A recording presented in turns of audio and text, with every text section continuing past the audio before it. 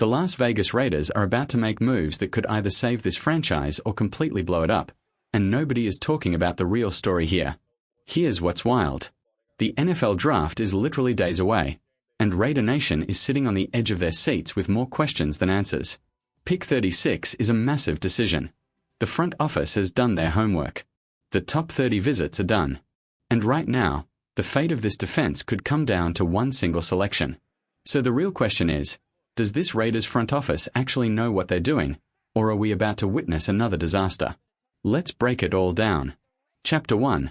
The Pick 36 debate. All right, so picture this scenario. It's draft night. Round 2. The Raiders are on the clock at pick 36. And sitting right there on the board are 4 names: Emanuel McNeill Warren, Colton Hood, Carter McDonald, and a receiver option. 4 completely different directions. 4 completely different futures for this team. Now here's where it gets interesting. The Raiders held top 30 visits with both Colton Hood and Carter McDonald, meaning this team did serious homework on both of them. But if you had to pick just one player from that group who could genuinely move the needle for Las Vegas right now, the answer that keeps coming up is Emanuel McNeill Warren. And look, nobody expected this. This guy flew a little bit under the radar because most people assumed he'd be gone way before 36. He played his college ball at Toledo, which isn't exactly a program that gets national spotlight every single week. But here's the thing about Toledo. NFL scouts are starting to pay very close attention to what comes out of that secondary. Players like Quinyon Mitchell already prove that program can develop elite defensive backs. McNeill Warren is an absolute freak athlete. He can come downhill and destroy ball carriers near the line of scrimmage. He can drop back into deep coverage and hold his own. He is versatile in a way that defensive coordinators dream about when building a secondary. His one weakness right now: tackling technique. He needs to wrap up more consistently instead of going for the big hit every single time. But as a raw athletic package, this kid is special. If he somehow falls to 36, the Raiders would be walking away with a straight-up gift. But wait, the receiver situation might change everything about how this pick gets made. Stay with me here. Chapter TWO. The sleeper picks. Nobody is discussing. Here's a name that should be on your radar: D'Angelo Ponds. No top 30 visit. Smaller frame. But this kid competes on every single snap like his career depends on it. He plays outside corner with the kind of toughness and fight that this Raiders coaching staff has been openly screaming they want in their players. Smart, physical, football obsessed. If he somehow ends up in silver and black, don't be shocked. Then there's Brandon Cease. Cornerback by trade, but multiple NFL scouts have floated his name as a safety hybrid, meaning this team could get creative with him in 3 safety defensive packages. There's also strong intel that he made a very positive impression on the Raiders front office during combine interviews. That matters more than people think. And what about Peter Woods at defensive tackle? The buzz around him suggests he might crack the top 10, but his 2024 film is genuinely outstanding. With this Raiders defense transitioning to a 3-4 scheme under a new defensive line coach, his quickness and burst off the line is exactly the profile they should be hunting. He disrupts the pocket in ways that take entire game plans to account for. Oh, and wide receiver. Jeremy Bernard's name keeps popping up in conversations when talking about this offense's long-term needs. The Raiders hosted 8 receivers for top 30 visits. 8. That tells you everything about how desperate they are for an outside weapon to complement what they're building around Fernando Mendoza. Drop your pick in the comments right now. Who do you want the Raiders to take at 36? One name. Let's see where Raider Nation stands. Chapter 3. Max Crosby, trades, and the money conversation. Now let's talk about the elephant in the room. Max Crosby. Trade rumors. Real or fake? Here's the straight answer. It's almost impossible to imagine the Raiders trading Max Crosby before this upcoming season. Every single source close to this situation has been crystal clear about one thing. Max wants to be a Raider. Not just this year. Long term.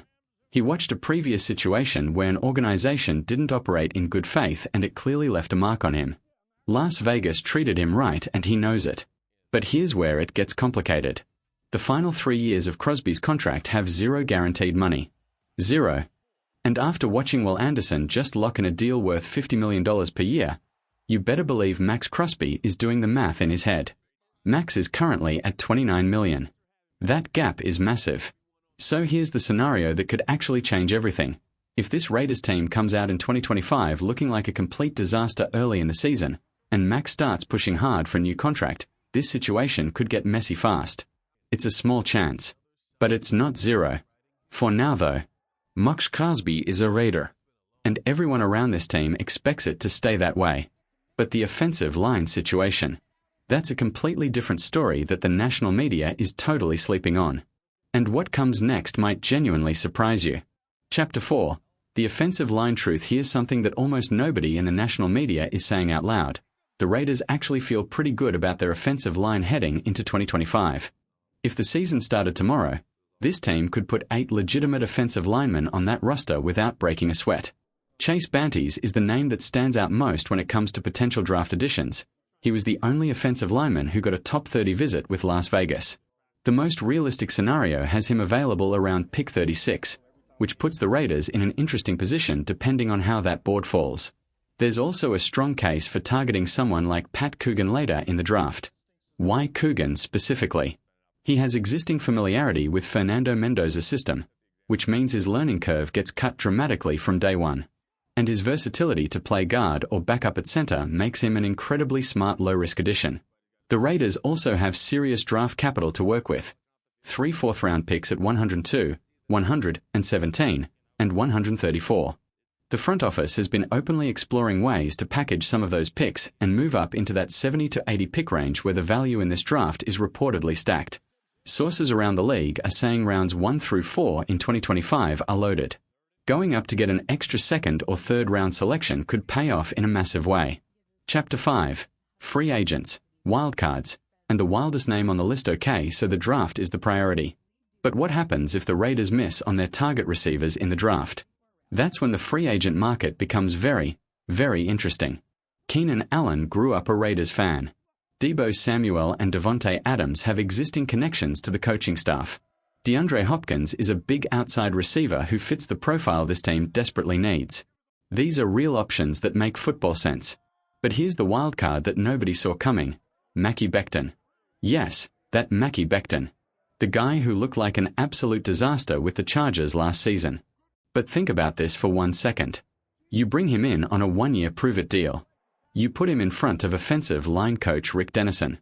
If you can get a motivated and hungry Mackie Becton, that's a massive upside gamble that costs almost nothing to take.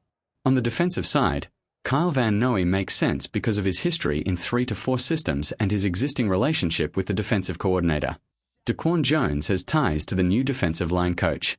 Matt Milano connects directly to the new linebackers coaching staff. And Jabril Peppers brings Michigan experience that aligns with multiple people already in this building. This roster is being built from every possible direction simultaneously. And if it all comes together, Raider Nation might actually have something real to celebrate for the first time in a very long time. Chapter 6. Mendoza, Manning, and the quarterback debate. Let's end on this because some people online are actually out here saying Arch Manning would be a better pick than Fernando Mendoza for the Raiders. And that take is just completely wrong. Mendoza is already picking up this offense faster than anyone expected. He fits everything the coaching staff is installing schematically. Tom Brady is involved in this process. The entire organization is aligned around this kid. Waiting until next year for a quarterback makes zero sense when you have a legitimate franchise prospect staring you in the face right now. The only other name that could have genuinely entered this conversation is CJ Carr, but you'd need the number 1 overall pick to make that happen, and the Raiders aren't anywhere near that territory. Fernando Mendoza is going to be a Las Vegas Raider. The NFL draft is days away. And when it's all said and done, this could be the off-season that finally changes everything for this franchise. Raider Nation, are you buying what this front office is building? Or do you think they're about to blow it again? Drop your honest take in the comments below and let's hear it.